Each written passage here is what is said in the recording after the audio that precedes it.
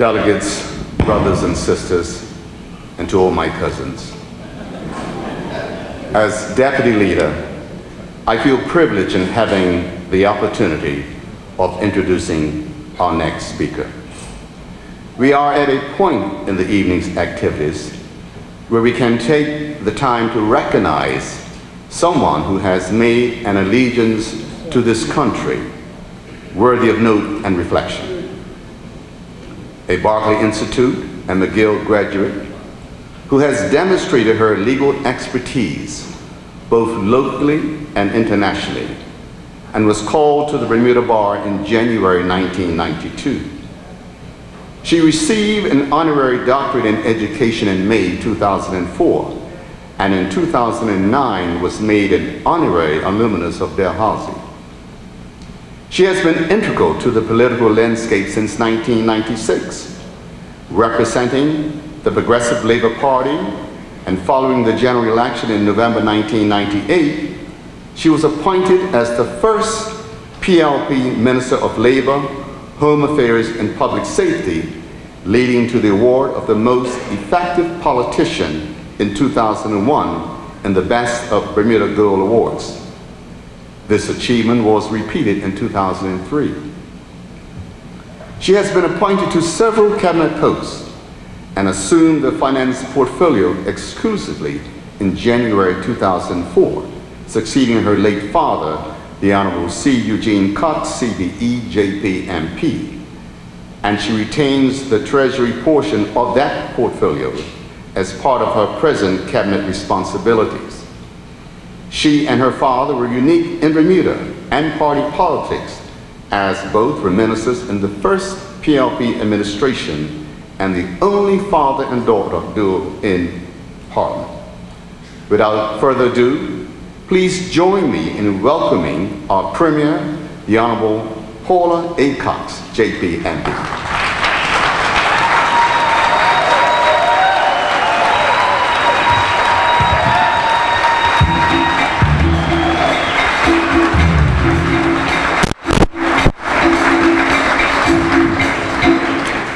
Thank you to my deputy, the Honorable Derek Vaughan, JPMP, members of the executive of the PLP.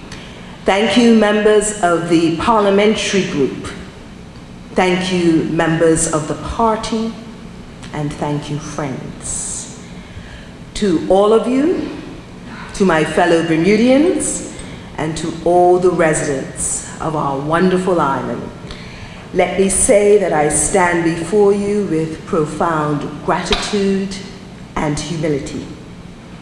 To be the leader of this great party is humbling, but I am proud to follow in the footsteps of Arnold Francis, Walter Robinson, Lois Brown Evans, L. Frederick Wade, Jennifer Smith, Alex Scott, and Hewitt Brown. My parents were of ordinary means. Today would have been my father's birthday.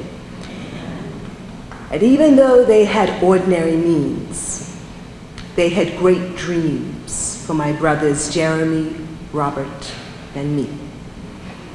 They always said that we could set our minds and do anything we wanted to do. But that if we wanted something to happen, we had to make it happen. They believed that hard work could move mountains. They believed in family, and they believed in the power of prayer. Times were tough growing up, and our parents often wondered how they could make ends meet, especially at Christmas time. Yet somehow, they always came through. My father held 2 jobs in those days because he couldn't work in his chosen profession as an engineer. People didn't believe a black man could be an engineer. but he overcame that hurdle, just as he taught my brothers and I to overcome our hurdles. Both my parents, as you know, have passed away. I miss them, and I regret that neither of them got to see me elected as your party leader and appointed premier of this country.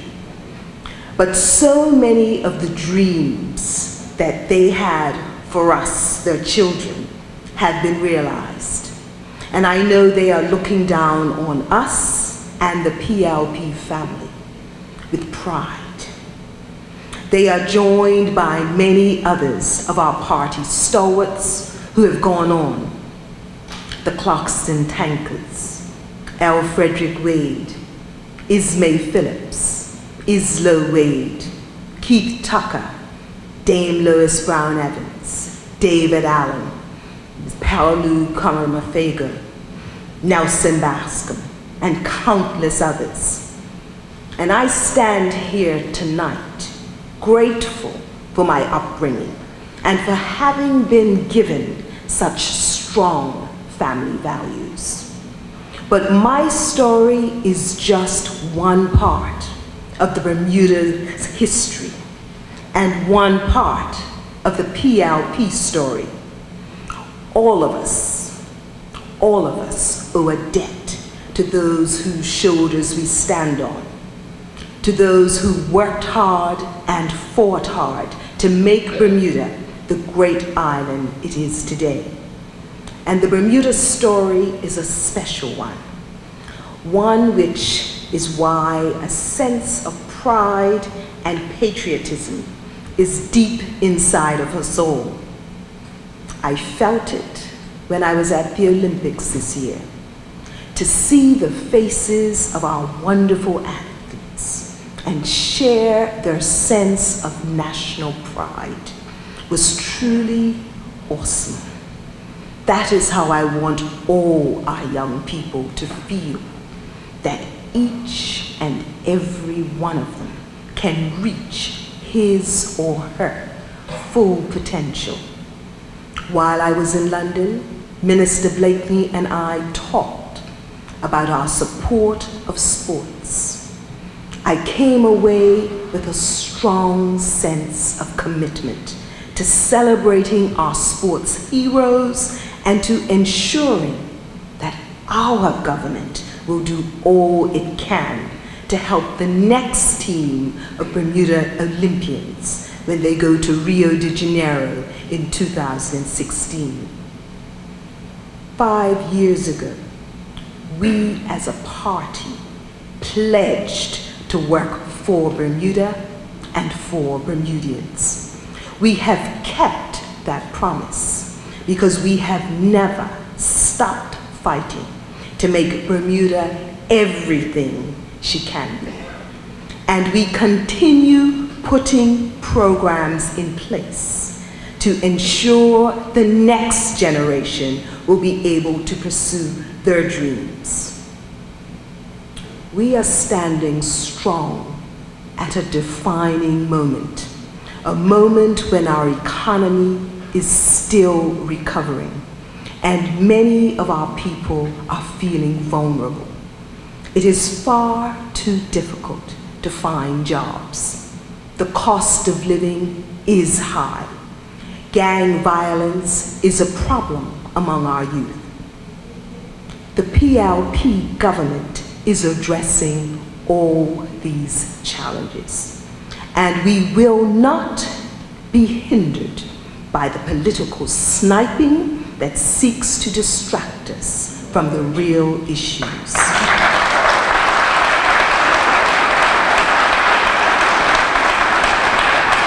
We will not allow the opposition to impede our progress.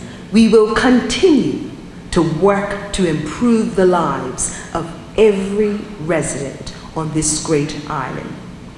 The men, women, and children whom we represent have stayed the course. They continue to believe in us, and we will continue to devote all our energies to them. We will continue to support our families and to value the key role of fathers as part of shared parenting. We will continue to build strong, nurturing, learning environments for our young people with inspired, principle-driven leadership in our schools. We will continue to support business entrepreneurship.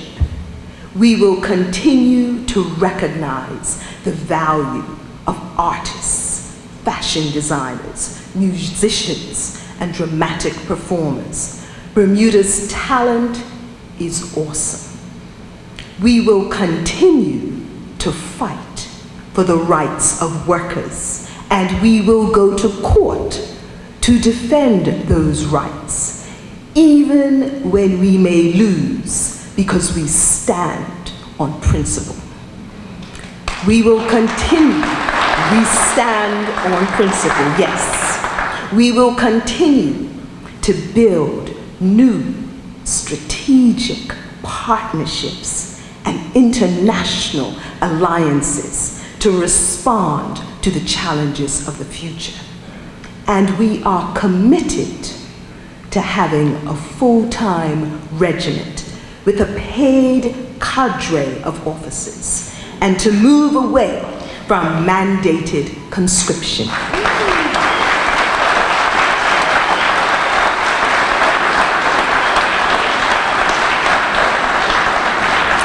This year, I'm giving you a hint now, this year, in the coming election, the Progressive Labour Party will call on you to stand up for these values and to look at what we have done during our 3 terms of office. Let us remember that we inherited a country full of division, where a forgotten group of people were sidelined by those who put the interests of business first. We changed that equation. Now it is the people first.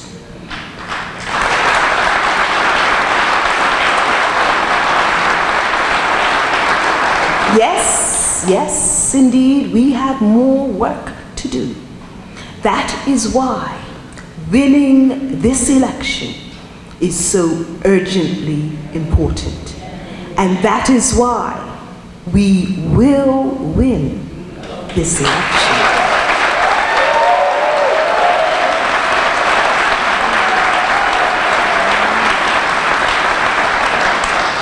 I want to express my thanks for the historic slate of candidates who will accompany me on this journey to our next term for the PLP government. They are awesome. The PLP continues to have the capacity to surprise in terms of its candidates and their diversity and ability to champion the cause of economic and social justice. And so I salute all our candidates. We have a formidable crop. They have that certain je ne sais quoi, which I think is formidable. That's a PLP. That's our PLP. That's our PLP. And we heard on Monday night from our rising stars. I guess, Deputy, if they're the rising stars, we must be the stars. But we heard from Mr. Mackay Dickinson, Mr. John Gibbons, Senator Diallo-Rebane, and Mr. Lawrence Scott. They made a compelling case for why the people should vote PLP. They inspired us with their vision of a brighter future. We have the people, the ideas, and the solutions. Tonight, candidate Neville Tyrrell spoke out forthrightly and made a case for why the PLP is the only credible option for Bermuda. He is soldiering on, and he's working constituency 11, where sure and steady will win the day. Tonight, our former Premier, the Honorable Dame Minister Jennifer Smith, made the case as only she could for loyalty for the party. Under her leadership in the Ministry of Education, confidence in our public school system increases. Bermuda intends to have a world-class public education system. The Honorable Dale Butler, in speaking tonight, represented the spirit of service. He has a passionate commitment and feels deeply for Bermuda and about public service, and that shone through clearly tonight. I thank the Deputy Party Leader, the Honorable Derek Burgess, for his characteristically direct, forthright, and fiery speech. He is a man at ease with himself. I recall when I was the Labor Minister in that first term PLP government, going to Geneva for the ILO with him when he was the President of the Bermuda Industrial Union. Not many Bermudians would have the courage to wear their Bermuda shorts at an international World Congress. Not only did he wear them, but he got a front page picture that went global. So that showcased Bermuda in fine style. And I thank you, Deputy. To my other half, Mr. Germain Keller, thank you for your support. I love you very much, and I appreciate it. Now, let us rise up and build our dreams as we build Bermuda. With you alongside us every step of the way, there is nothing, I say nothing, that we cannot do. We have heard the opposition make speeches about the ills of this country, all of which they claim were brought on by this government. And we've heard them make all kinds of promises about what would happen under a new government. As much as I love politics, this angers me, because if anything is holding this country back, it is this politics of division.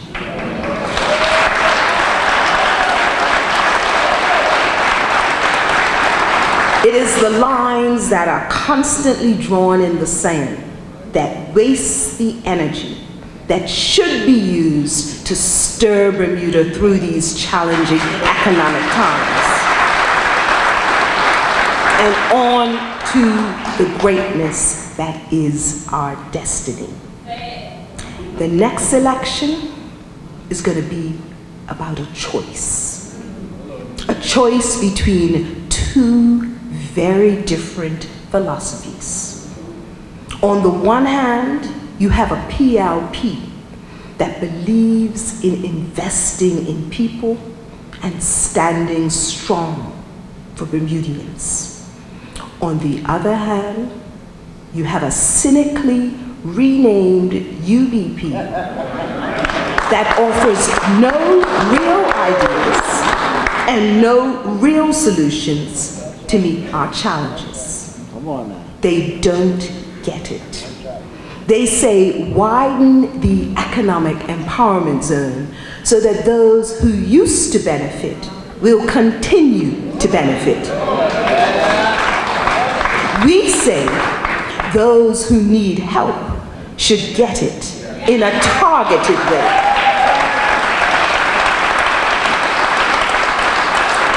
That is how you level the playing field and help those who need it most, but they don't get it. We've heard one of their elder statesmen say in answer to a query at a public meeting that trickle down is how things work. Just let business do whatever it wants and the wealth will eventually trickle down to the people. They don't get it. 2 years ago, Bob Richards told the Royal Gazette, it really has to be all about austerity. Austerity means deep and damaging cuts to programs that help people, like daycare, like future care. It means fewer police on the streets. Austerity means thousands of unemployed Bermudians and a poorer life for countless thousands more. They don't get it. We in the PLP measure the success of our economy not by how much money we can get away with not spending, but by how much we invest in Bermuda and Bermudians. We build the economy by helping people prosper, and we work to make their lives better, much better. We built the most affordable housing in the history of Bermuda, places like Perimeter Lane, Harbor View, Laughlin's. We gave you geared to income housing to keep rents under control. We delivered free buses to our students and reduced car license fees for seniors.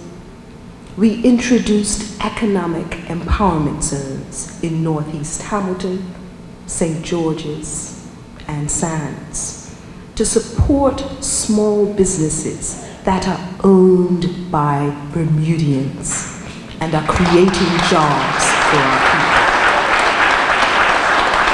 We launched job training programs for those who are out of work, waiter servers, drywallers, landscapers, nail technicians, accountants. We put people to work, and we have collaborated with Government House and the police to provide the resources so that people could feel safer in their homes at night. That work continues with your help. We have worked with the Intergang Task Force to provide options for those young people who wish to change their lives and start afresh. We built the Lam Fogo Clinic in the East End. We refurbished the Somerset Clinic, and we are delivering a new hospital to revolutionize the quality of healthcare for Bermudians. We delivered the landmark Future Care reform, which is providing the doctor's visits and the low-cost prescription drugs that our seniors deserve after a lifetime of hard work.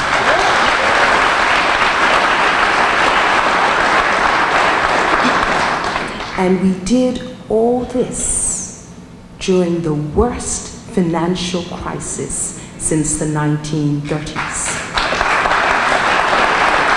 When the Great Recession hit the global economy, countries around the world saw their tax receipts plummet and their debts skyrocket.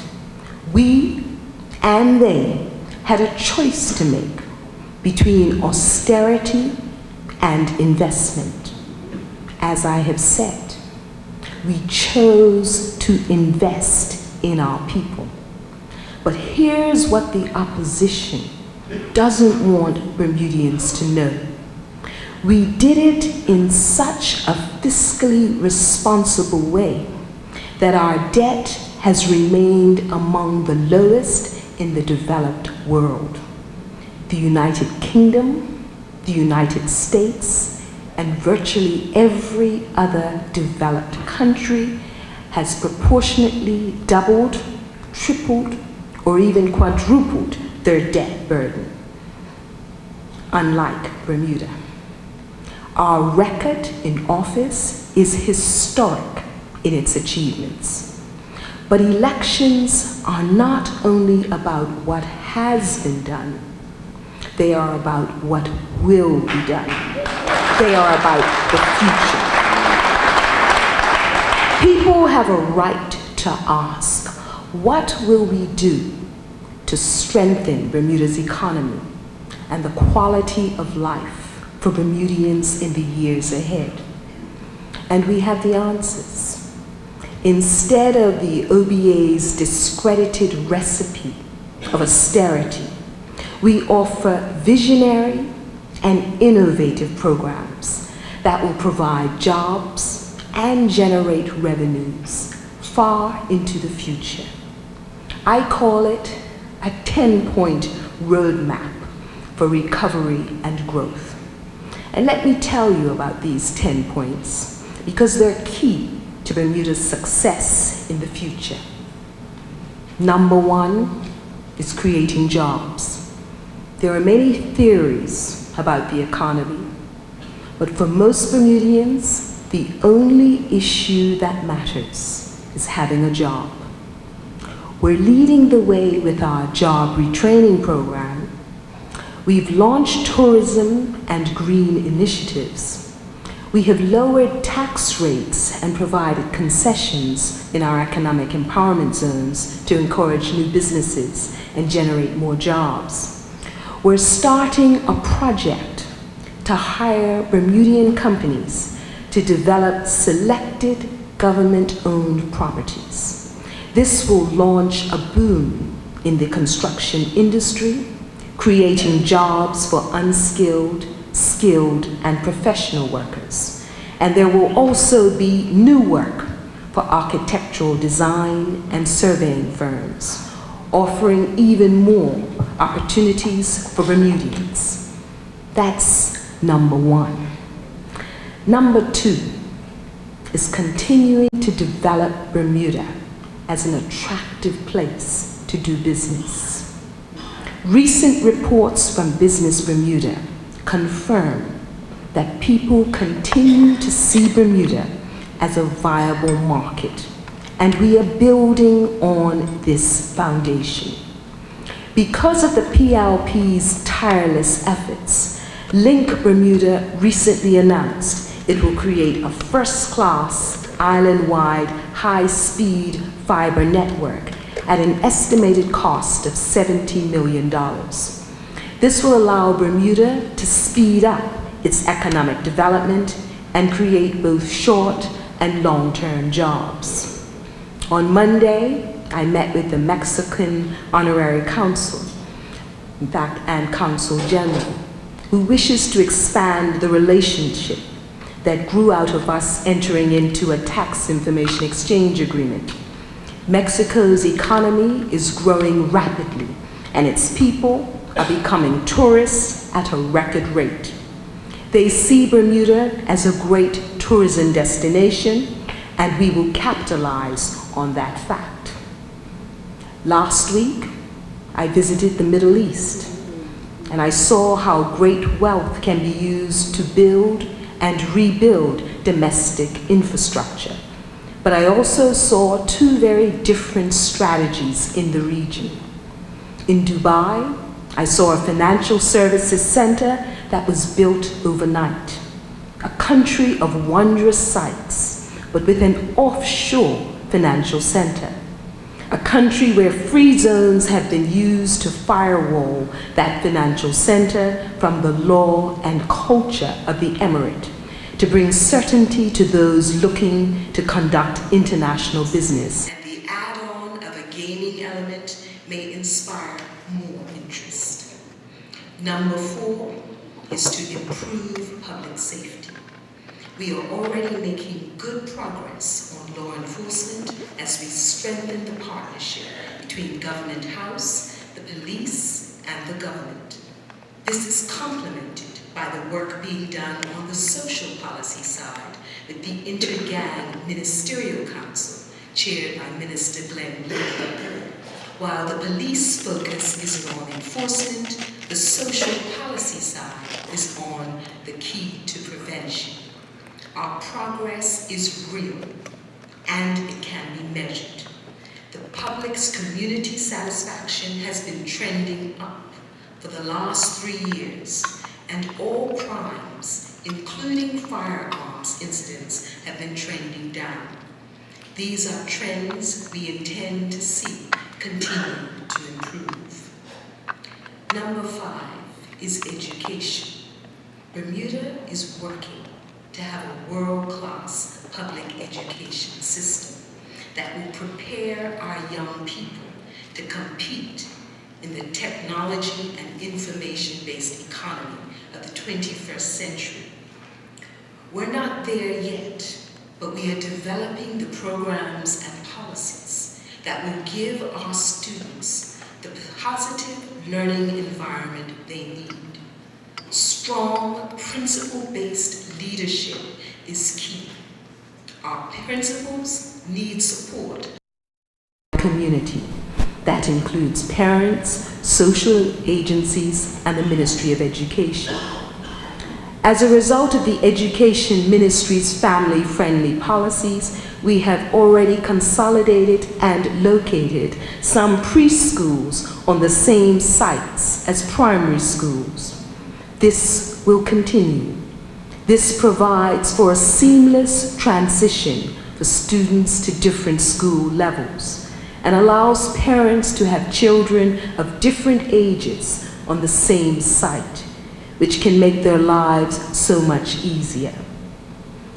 Number 6 is energy, sustainability, and the environment. While the government takes action to grow the economy and increase air traffic, we are also launching energy-efficient technologies and protecting important eco-assets. The Sargasso Sea is one such initiative. We will put in place a more comprehensive household recycling program. We will offer incentives for residents to go green and to adopt environmentally friendly transport. We will work to support energy diversification and a renewable energy model, and entrepreneurs operating in this space. Number 7 is a responsible government budget. We will continue to get the balance right with Bermuda's fiscal affairs, even while we continue to produce and to provide a safety net for distressed sectors and people who are struggling. Balance is not easy, but it is necessary. Government debt is not simply a spending problem. What debt speaks to is that our revenues are the lowest they have been in a while because we have reduced fees and taxes, made many concessions to the hotel and retail sectors, and invested in affordable housing and health initiatives. So the reality is that we simply are not raising enough revenue, but judicious and prudent steps are being taken to achieve cost containment and efficiency without extreme austerity measures. For the future, the government will work with the financial sector, including the Bermuda Stock Exchange, and will create a local bond market denominated in Bermudian dollars, available to individual Bermudian investors and institutions, primarily for financing infrastructure projects. Number 8 is to take care of our growing population of seniors, and to continue to do this. We'll continue to provide safe, well-appointed seniors' homes as modeled on the Sylvia Richardson home. These homes provide an environment that allows for more personalized care because of the good ratio of staff to elders. Also, we will promote the idea of elder care homes to be initiated by the private sector. These homes will provide many benefits to the larger community. They create employment options, they reduce healthcare costs, and it's a more efficient use of the hospital beds. And the homes that are currently vacant may be used for such purposes with some government support. Number 9 is to improve social policies. We're working to provide affordable and accessible health care. A long lease for nominal rent of a government property is being negotiated and discussed with the Salvation Army, who will provide a homeless shelter. We are committed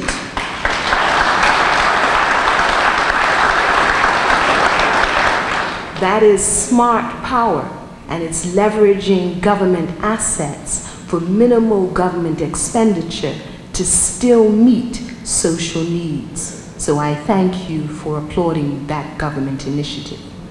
We are committed to supporting our sports clubs as part of a wider community outreach, since our sports clubs are a magnet for young people and youth development. A multi-year funding plan is being devised to assist the clubs with their infrastructure, help them become financially self-sustaining, and help to make them more family-friendly. Some work obviously has already taken place, and you will recall the work that was done by our candidate, Mr. Rolf Commission, on the sports report. This is taking it to the 21st century level. The sports clubs have played an historic and pivotal role in our communities and merit our continued attention and support.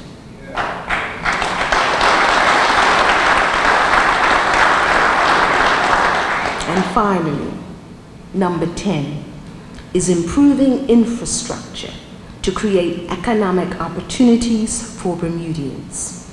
The government is committed to the Waterfront Initiative to promote the development of Hamilton's waterfront. This crucial urban renewal project will upgrade our tourism product and promote job creation. As you know, Bermuda is already a world headquarters for insurance and reinsurance companies. Now we're going after the fast-growing hedge fund industry. Our Bermuda Advantage plan will offer hedge funds a fast track for licensing and streamlined regulations and incentives for support services like law firms and auditors. I'm convinced that the presentations that will be being made in the US, Europe, South America, and Asia will draw growing numbers of hedge funds to our shores, creating great new job opportunities for Bermudians and strengthening Bermuda's economy. We will vigorously pursue job-creating industries, both local and international. And in particular, we will leverage our relationships with NASA and the European Space Agency to promote Bermuda as a home for the commercial space industry, creating new jobs in science and technology. We are creating the Bermuda Job Corps to provide education and training opportunities in a variety of disciplines. It will be an extension of what we have already done with the drywall, landscaping, accounting, waiter-server, and nail technician. But in addition, Bermuda College will become a center for job training by developing primary degrees attached to our core industries of financial services, hospitality, and information technology.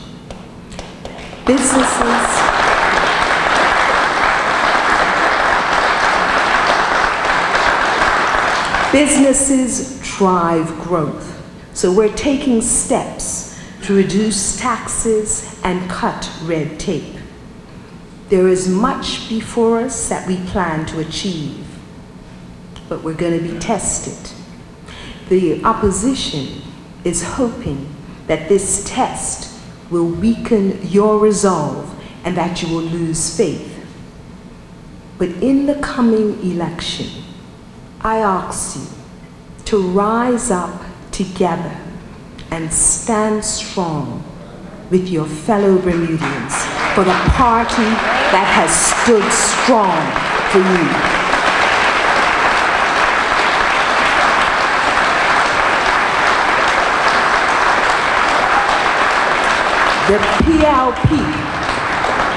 The PLP is the party of change.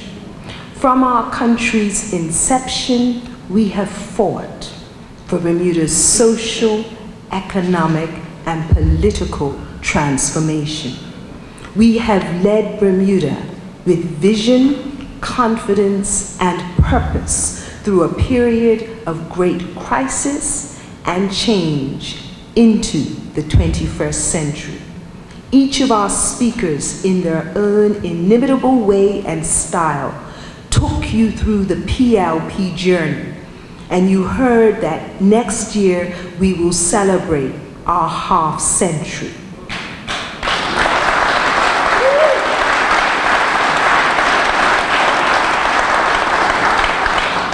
And so, if you want to live in a Bermuda that invests in people, I ask you to stand strong with us. If you want to live in a Bermuda that works for all people, I ask you to stand strong with us. If you want to build a Bermuda that is more just and fair for all people, I ask you to stand strong with us. Our cause is enduring. Our hearts are bold, and our dream is still alive. Thank you very much. God bless Bermuda. God bless the PLP.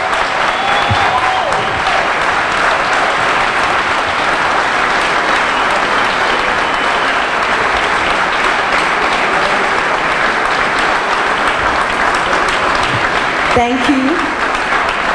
I know that it may be getting late and it may be a bit tough, but I didn't want to be a show-off. Can I ask all of our candidates and all of our MPs currently to come and join me on the stage, please?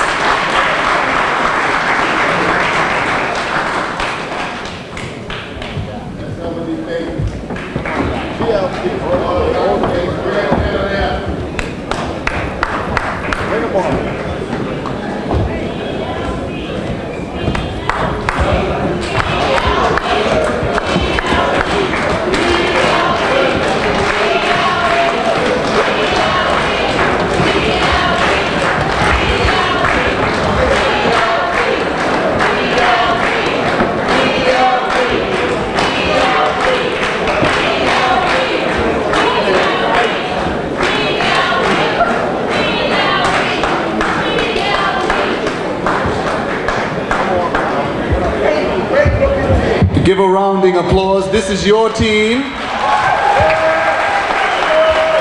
We were very, very, very proud last evening. Our young stars, and now this is your team.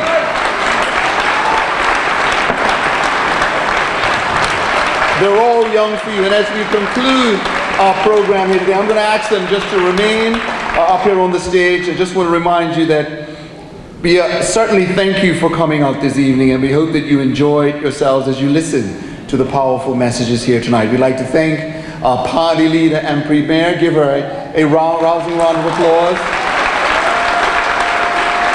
We especially thank our deputy leader. We thank Mr. Neville Tira and the Honorable Dale Butler. Give them all a round of applause. As you can realize, as you can see, the PLP is you standing strong together. That's who we are. That's what we are. We're going to take it this time, the next time, and the time after that. This is your party. Let's give all of ourselves a round of applause. And ladies and gentlemen, have a wonderful, wonderful evening. I will be remiss if I did not say before we go that we're looking forward to seeing all the delegates and our members tomorrow at Devonshire Rec at 6:15. 6:15 sharp for that, and then we're gonna there's gonna be a sharp one. PLP all the way, PLP. Thank you very much.